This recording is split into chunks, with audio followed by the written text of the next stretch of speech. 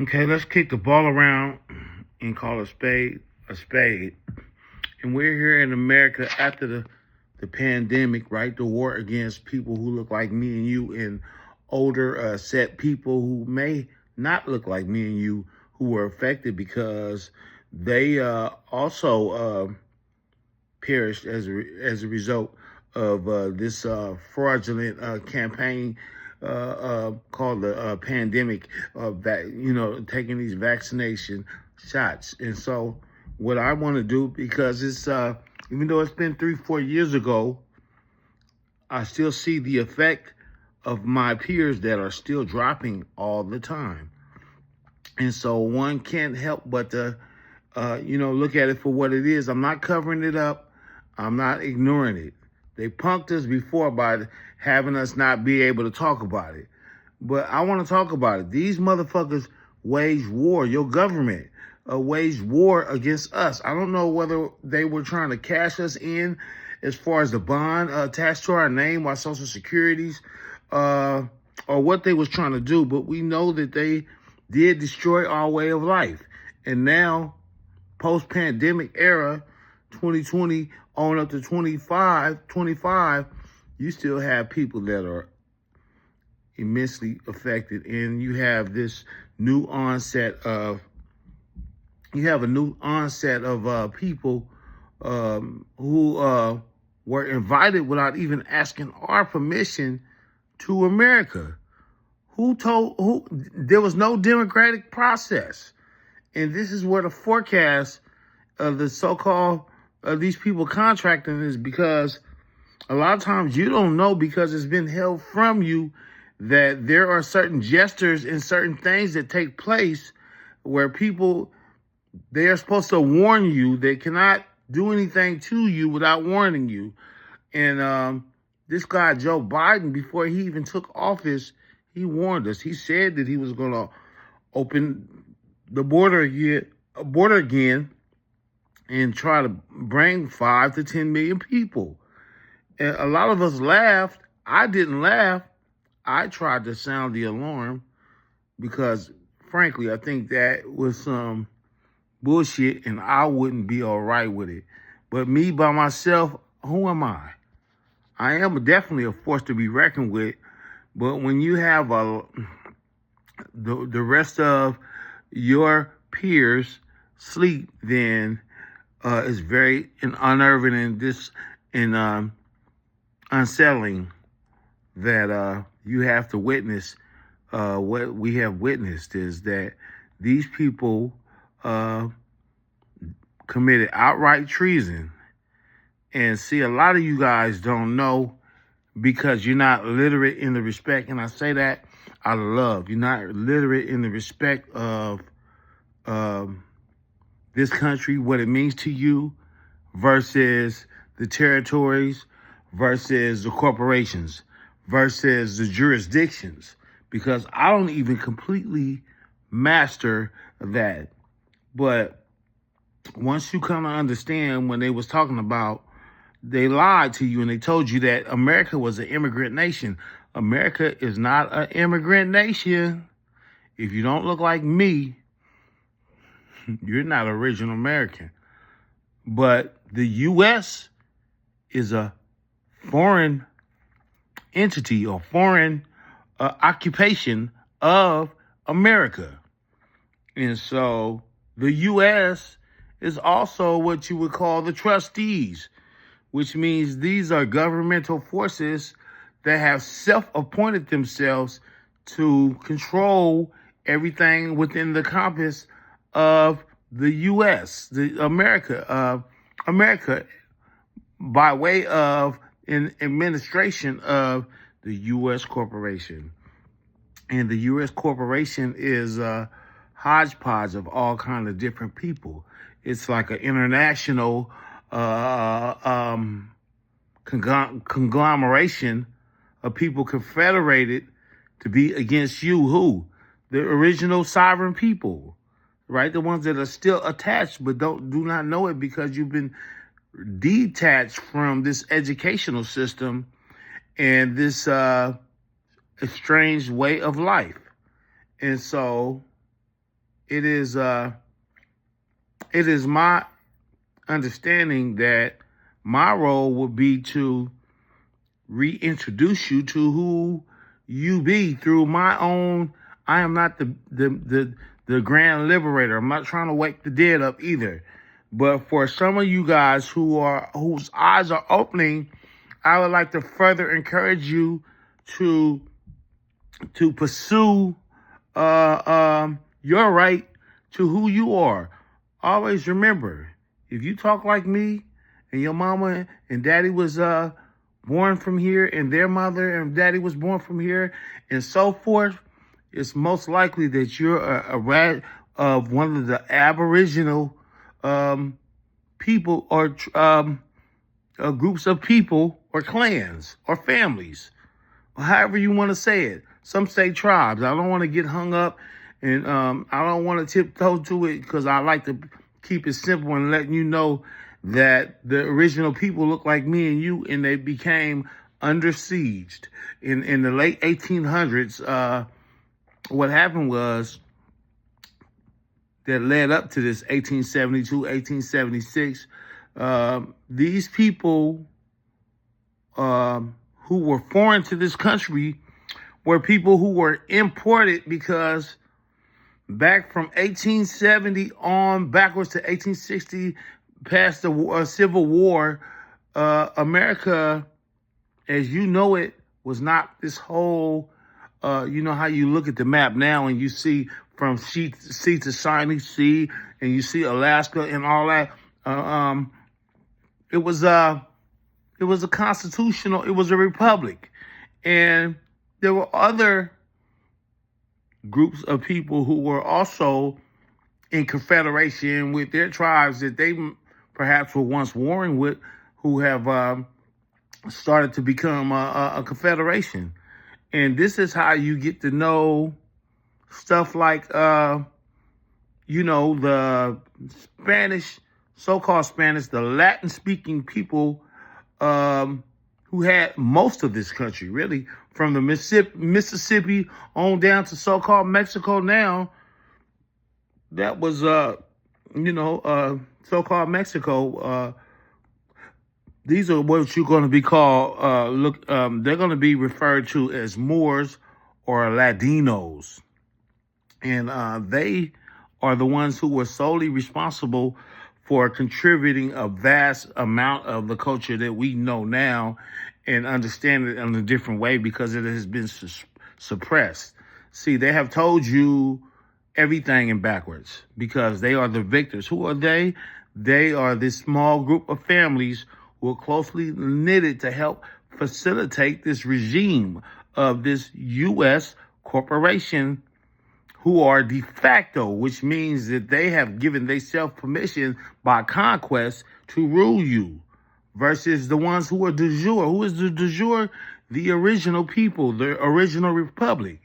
And so once you see that these two are living vicariously, and so you have different people who are later selected, who oftentimes don't look like you, but are put in place to facilitate this this administration, then you understand that we're dealing with a struggle, an ongoing struggle.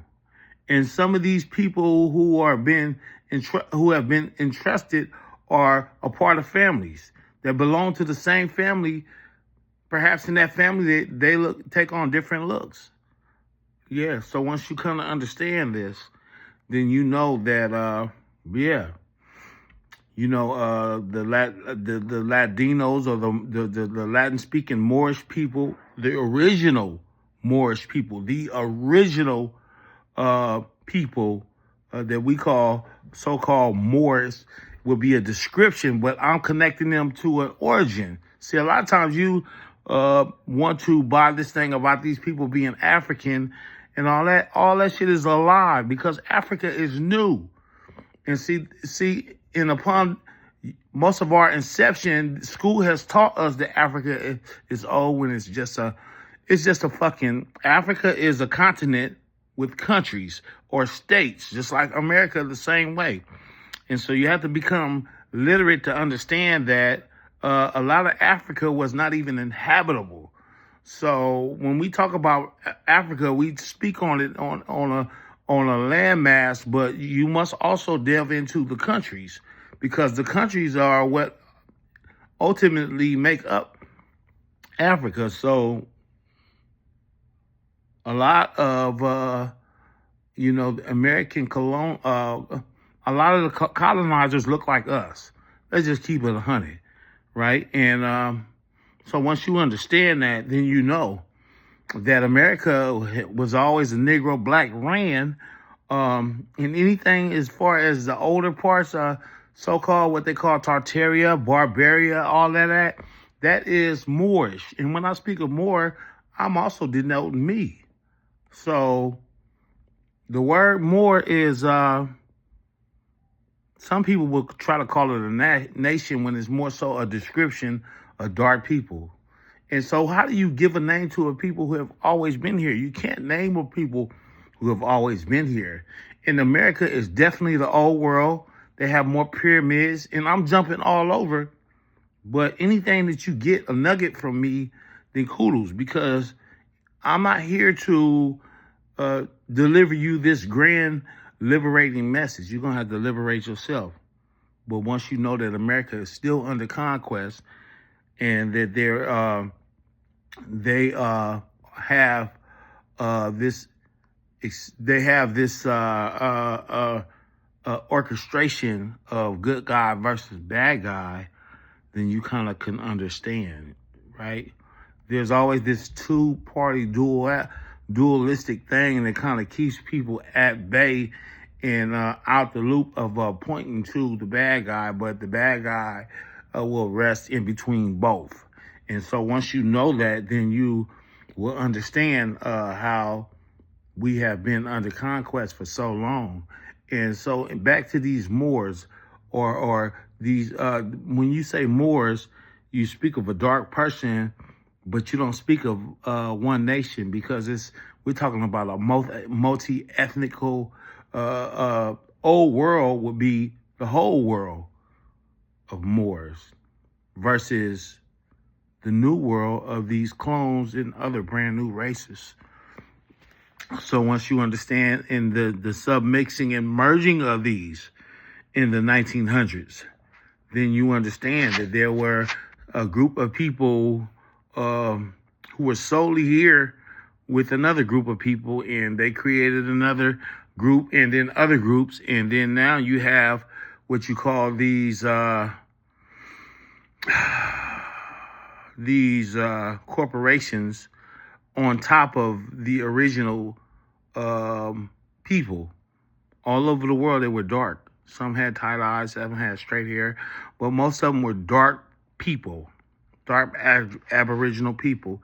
And at some point, the world was taken over by another group of people, a Kabbalistic cabal group of people. And so once you understand that, then you know there is no one pinpoint, no one specific group of people, and that they always want to point to one person as the bad guy, and then go back and make and point to you as the bad guy, so so both bad guys will always be each other's throat, while really the real bad guy is controlling behind the scenes in plain day. And so once you understand that, and how they maintain you is through ministry and these groups of these religions and everything like that, through dogma. And basically what dogma is indoctrination and fear. And they make books for each one of these divisions and these religions, whether you Islamic, whether you Judaism, whether you are Buddhism. All of these divinities are all based under one control system. And so once you understand that, then you know everything that you've been taught is a lie, and it was all in reverse, and that the world has been inverted. Like everything that you think is foreign really begun right here in Grand America, aka that they call Tartaria, with the rest of the world. Um, but it's a fact that when you do your own research, did you know that most grand structures and brick structures and everything started right here? And so did you know that there is more Moorish architecture in America than anywhere else in the world, even though there's a great amount of Moorish architectures worldwide? You're talking about a system controlled, through groups and families and clans and who fell out. We're talking about a symposium that fell apart. And so once you understand that, then you know that America, it all was over here. Everything that you could think of, not Spain, Cordoba. They have a Cordoba over here. They have they call it Colombia. Cartagena would be just as what you would call Carthage. See, once you know that the Peru was nothing but Jeru or Jerusalem, right? And once you know that Great Britain or so-called Britain, all of that is England is over here, Upper New York, Schenectady, Canada. All of that is New York. Just like France is Middle America, all mid-America, all the way from Louisiana, and some of these islands, and all the way up to Chicago, all the way up to all of these great places. Like when I say Chicago, even like Michigan. All of these places were and is French and German. So kind of once you understand that the old England was over here, then you start to look at things in a maritime way because this is before the advent of the car, and more so when everything was created by boat, before these highways, before America was hijacked and taken over, and mostly water ran a maritime control system to more of a maritime and automobile control system. Then that everything has been rerouted, all of the ley lines and everything has been changed around. But once you kind of understand that the real slavery system took place over here and not over there, because we know that the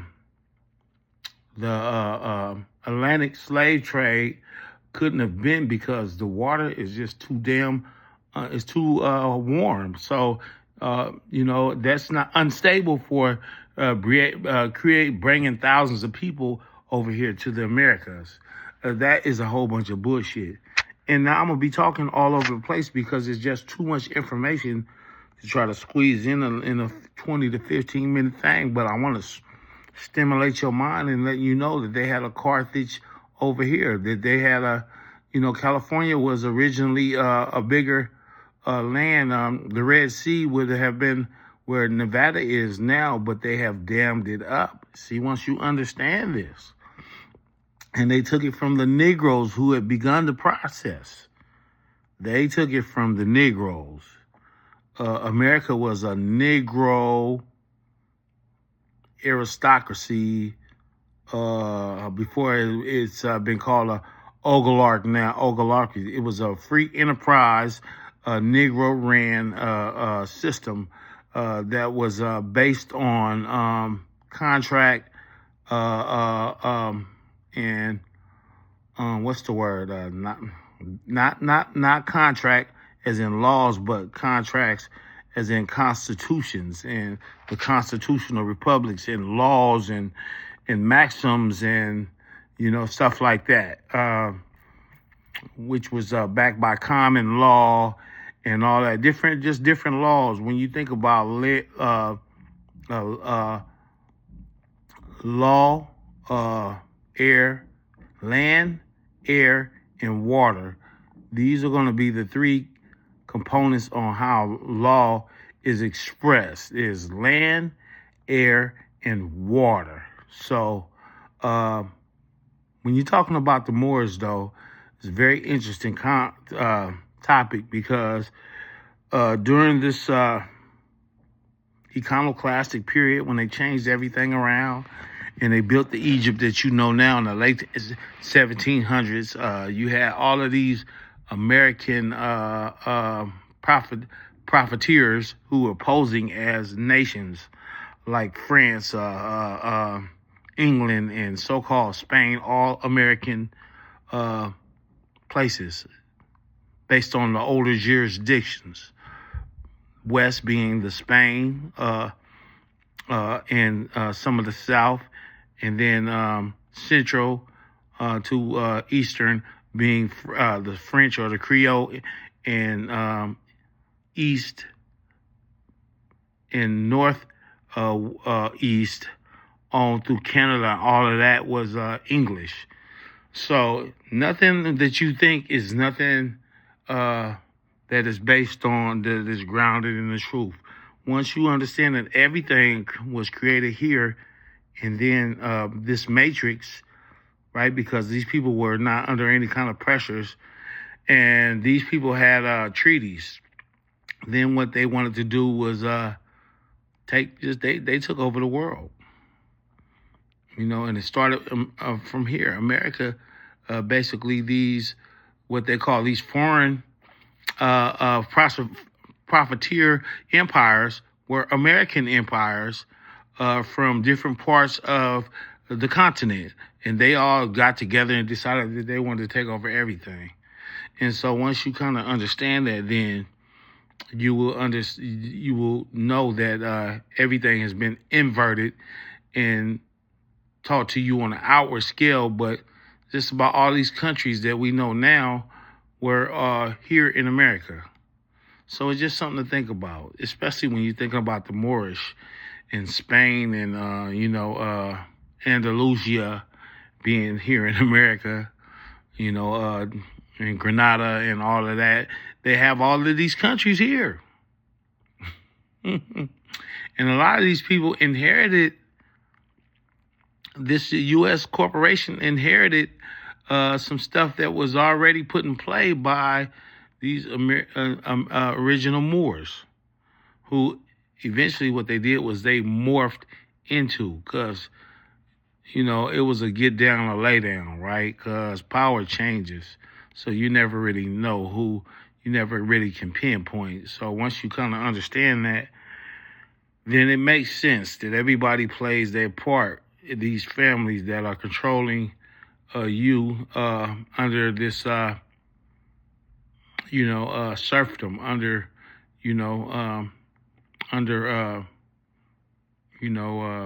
your estate, and you've been reduced to, servitude.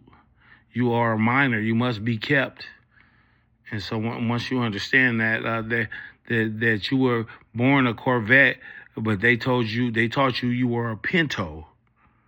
You see, you are much more powerful than what you understood, but because you were damaged by the training and, these compulsory educational systems, they told you was a slave.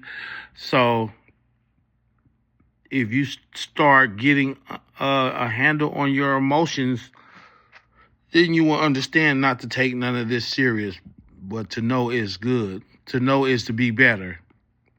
Once you know, then you understand why Trump is doing, reversing all the damage. That's right.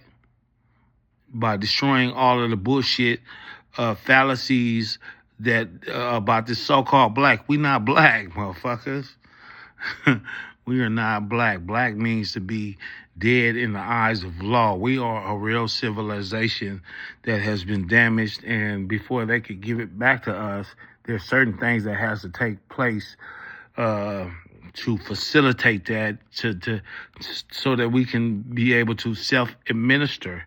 And one is to separate out of this system that probably will be gone in a minute.